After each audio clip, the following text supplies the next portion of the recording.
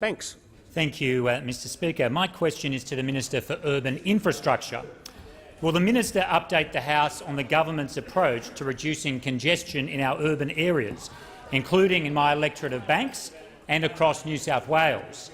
Is the minister aware of alternative approaches? The Minister for Urban Infrastructure. Well, I do thank the member for his question, because the member for Banks is a very strong advocate for the people of his electorate in terms of delivering a reduction in congestion.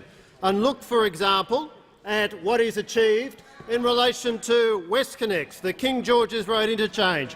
$130 million open to traffic in December 2016.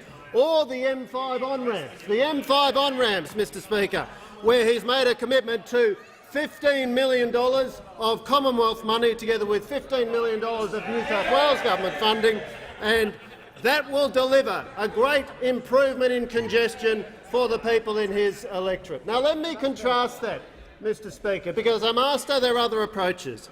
And there are other approaches to how you deal with congestion. And one approach that's very popular with the Labor Party is to make promises, but then fail to deliver.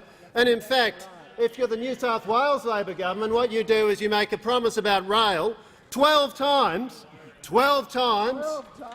and you deliver just half of one of the 12 rail lines you promised. Carl Scully, the Bondi Beach rail line, never delivered. Carl Scully, the high-speed rail link to Newcastle, never delivered. Carl Scully, the Hurstville to Strathfield rail link, never delivered. The high-speed rail from Sutherland to Wollongong, never delivered. Chatswood to Parramatta, all they could manage was half of that Chatswood to Epping. The North West rail link by Carl Scully, also promised, not delivered by Labor. Then, of course, came John Watkins, the South West rail link, promised and never delivered. Carl Scully came back again to promise a CBD New Harbour crossing, never delivered.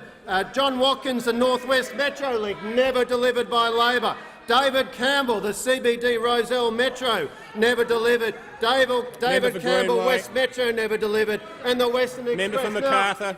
Now, of course, the current Labor candidate for Bennelong has quite an involvement in this saga, because it was she who came along in February 2010 and cancelled the Sydney Metro at a cost of almost $500 million. So there is a very clear contrast between the Coalition's approach to delivering congestion-busting projects like the King George's Road interchange, opened in December 16, operational, and like the chaos that we saw under New South Wales Labor for so many years. So many projects promised and never delivered. And what is Labor's ripper idea for the people of Bennelong? Their idea for the people of Bennelong is to bring that chaos right back by offering us a former New South Wales Premier intimately involved with that chaotic record of non-delivery. We've got a much better proposition, and his name is John Alexander.